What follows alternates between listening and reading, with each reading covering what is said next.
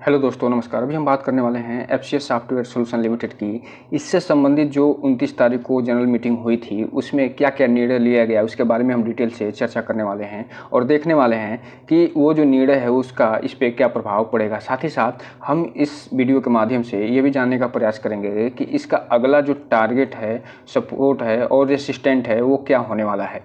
तो हम इसी के बारे में डिटेल से चर्चा करने वाले हैं और देखने वाले हैं कि इसका जो आगे का भविष्य है वो क्या निर्धारित कर रहा है।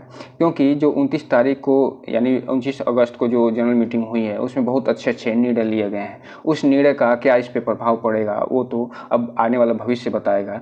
लेकिन जो इसमें रिसेंट डेवलपमेंट हुए हैं उसके बारे में भी इस जनरल मीटिंग में चर्चा हुई थी। तो चलिए दोस्तों, बिना किसी देरी के हम वीडियो शुरू करते हैं। और आज हम बात करें तो यहाँ पर देख रहे हो कि लगभग 2% की तेज़ी के साथ ये ₹2.40 के आसपास ये बंद हुआ है।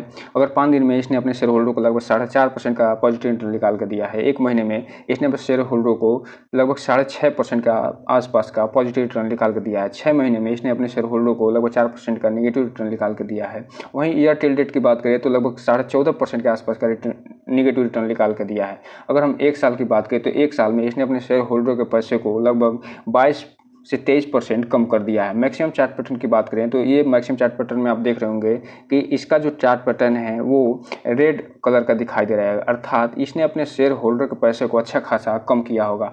और यही आपको दिखाई दे रहा होगा कि यहाँ पे लगभग 73% के आसपास अपने शेयर होल्डर के पैसे को कम कर दिया है। अर्थात कोई भी शेयर होल्डर जो 1 लाख रुपये लगाया होगा उसका कम होकर वर्तमान में मात्र 27,000 रुपये ही बचे होंगे, अर्थात अच्छी खासी उसमें गिरावट दिखाई दे रही होगी। तो दोस्तों, वर्तमान में चूंकि ये एक पेनी शेयर है, इसमें कोई भी इन्वेस्टमेंट करने से पहले आप जो है अपने वित्तीय सलाहकार से सलाह जरूर लीजिएगा। और क्योंकि ये जो वीडियो है सिर्फ एजुकेशन देने के लिए है, आपको बस जानकारी देने के लिए है कि इसमें क्या क्या घटित हो रहा है। ये कोई भी इन्वेस्टमेंट से संबंधित सलाह इस वीडियो के माध्यम से नहीं दिया जाता है। आप जब भी कोई भी इसमें इन्वेस्टमेंट करें उसकी जिम्मेदारी आप स्वयं लें और अपना इन्वेस्टमेंट और अपना रिटर्न आपके बारे में अपने वित्तीय सलाहकार से संपर्क जरूर करें। चलिए दोस्तों, हम आगे बढ़ते हैं और देख लेते हैं इसमें जो रिसेंट डेवलपमेंट हुए हैं उसके। जनरल मीटिंग के बारे में देखने से पहले हम आज के ट्रेडिंग पैटर्न की बात करें तो यहाँ पे आप देख रहे होंगे 30 अगस्त का ये डेट पड़ा हुआ है और ये 4 बजे के आसपास का ये अपडेट है। इसमें लगभग 16.5 लाख के आसपास शेयरों की टोटल ट्रेडिंग हुई है, जिसमें से 11,85,000 शेयरों की डिलीवरी उठा ली गई है। अर्थात लगभग 72% के आसपास आप देख रहे होंगे इसमें डिलीवरी उठाई गई है, जो कि ये बता रहा है कि आने वाले समय में इस पर इन्वेस्टरों का जो ट्रस्ट है लगातार बनता जा रहा है। क्योंकि 72% की डिलीवरी उठाया जाना अपने आप में एक अच्छा खासा संकेत दे रहा है। दोस्तों, अगर हम अब बात करें जनरल मीटिंग की तो यहाँ पे आप देख रहे हैं कि 29 तारीख को ये पूरा डिटेल दिया गया है और इसमें बताया गया है कि क्या क्या इसमें हुआ था। तो चलिए हम इसको बिना किसी देरी के देख लेते हैं। तो दोस्तों, हम आ गए उस स्लाइड पे, उस PDF पे। आप यहाँ पर देखिए कि इसमें हालांकि बहुत चीज़ें साफ नहीं दिख रही हैं और ये ऐसा ही PDF ये अपलोड किया गया है बेसिक वेबसाइट पे। यहाँ पे देखिए आप 29 अगस्त को डेट पड़ी हुई है और उसमें क्या क्या निर्णय लिया गया है ये बता रहे हैं कि ये जो है 213वां जनरल मीटिंग था वो जो हेल्ड हुआ था कब 29 अगस्त को। इसमें क्या क्या निर्णय लिया गया है इसके बारे में पहला जो निर्णय लिया गया है वो ये कि ये जो रिजिग्नेशन दिया था किसने, नॉन एग्जीक्यूटिव डायरेक्टर आप कंपनी ने, जिनका नाम था महेंद्रा प्रताप सिंह, इनका जो है अप्रूव कर दिया गया है, उसको रिकॉर्ड में ले लिया गया है। साथ ही साथ ये एक नया अपॉइंटमेंट भी किया गया है रविंद्र सचदेवा को, जो कि एडिशनल डायरेक्टर बनाया गया है, एग्जीक्यूटिव होल टाइम डायरेक्टर के रूप में इसको नॉमिनेट किया गया है और इसको अप्रूव दे दिया गया है 29 अगस्त को। साथ ही साथ एक और अपॉइंटमेंट किया गया है, वो है नीलम शर्मा जी, जिसको एडिशनल डायरेक्टर इनको भी बनाया गया है और ये नॉन एग्जीक्यूटिव होंगी, इनको भी अप्रूव कर दिया गया है। जो चौथा निर्णय लिया गया है वो ये कि अगला जो जनरल मीटिंग होगी वो कब होगी इसके बारे में बताया गया है। वो होगी 28 सितंबर को, अर्थात 28 सितंबर को एक और जनरल मीटिंग होने वाली है, वो 11:30 बजे जो 30वीं जनरल मीटिंग होगी। तो इसके बारे में इन्होंने डिटेल से दिया है, इसको भी देखना दिलचस्प होगा। और ये जो मीटिंग होगी वो ऑडियो और वीडियो के माध्यम से हो सकती है। साथ ही साथ जो 31 मार्च 2023 को जो रिपोर्ट इन्होंने दिया था उसको भी इसमें अप्रूवल दे दिया गया है। इसके अलावा ये छठे पॉइंट में बता रहे हैं कि जो भी इन्होंने डायरेक्टर रिपोर्ट दिया था, कॉर्पोरेट गवर्नेंस रिपोर्ट है, सारे को इसमें अप्रूव कर दिया गया है। इसके अलावा जो सेक्रेटरी ऑडिट रिपोर्ट इशूड हैं versus associates participated company secretary for the financial year, जो 2022-23 का तो ऑडिट रिपोर्ट था, उसको भी अप्रूव कर दिया गया है। इसके अलावा इसमें एक चीज़ और बताई जा रही है कि 25 सितंबर को जो है एक वोटिंग होने वाली है। उस वोटिंग पीरियड का भी डेट इसमें दे दिया गया है और ये 25 तारीख को 9 बजे से लेकर 27 तारीख को 5 बजे तक ये वोटिंग होगी। और यही सब इसमें बस निर्णय लिए गए हैं और ये निर्णय लेते हुए इसमें बताया गया है कि हमें क्या-क्या आगे करना है। और जो 28 तारीख को मीटिंग होने वाली है, उसमें क्या अब निर्णय लिया गया तो 28 तारीख को ही मालूम चलेगा कि क्या आगे इसमें होने वाला है। बस इसमें यही आपको जानकारी देनी थी कि इसमें क्या-क्या अभी तक इसमें अब जो रिजिग्नेशन हुए हैं, क्या अपॉइंटमेंट हुए हैं, क्योंकि किसी भी शेयर के बारे में जानना तो दिलचस्प ही है। साथ ही साथ हमें इनके मैनेजमेंट में क्या हो रहा है, क्या केस हैं इस पे, और साथ ही साथ इसका बिजनेस या रिसर्च एंड डेवलपमेंट क्या हो रहा है, इसके बारे में भी जानना बहुत ज़रूरी होता है।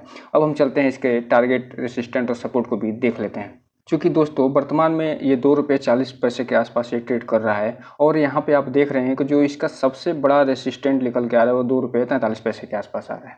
अर्थात ये जो सबसे बड़ा हर्डल है इसका ₹2.43 उसी के आसपास ये ट्रेड कर रहा है। अगर ये ₹2.43 के आसपास का जो रेसिस्टेंट तोड़ता है तो उसके बाद इसे ₹2.64 के आसपास सबसे बड़ा रेसिस्टेंट देखना पड़ेगा। ₹2.43 से लेके ₹2.64 के बीच में ही इसका रेसिस्टेंट लेवल दिखाई दे रहा है।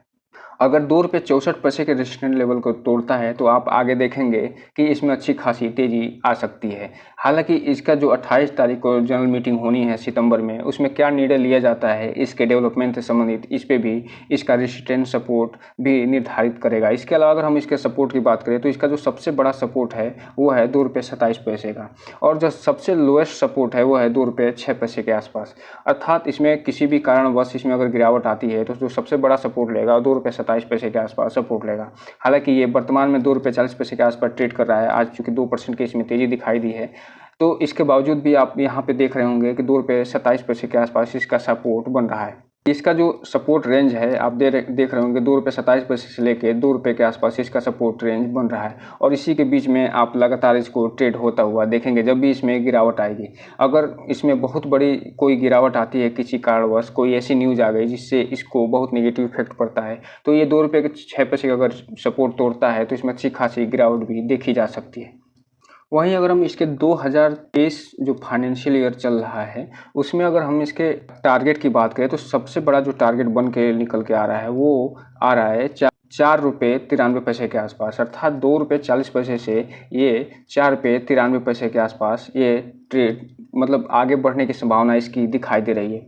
और ये टारगेट कैसे निकल के आ रहा है, इसमें जो रिसेंट डेवलपमेंट हो रहे हैं और आने वाले जो भी रिसेंट डेवलपमेंट होंगे उससे संबंधित ये टारगेट, कई चीज़ें इसमें ध्यान रख के फिर इसका टारगेट बनाया जाता है। इसके अलावा अगर सबसे जो बड़ा टारगेट निकल के आ रहा है 2023 का फाइनेंशियल ईयर 2023-24 का, उसमें ₹10.46 के आसपास इसका टारगेट निकल के आ रहा है। तो आप इसमें देखिए इसका जो टारगेट है वो अच्छा खासा दिखाई दे रहा है 2023 में।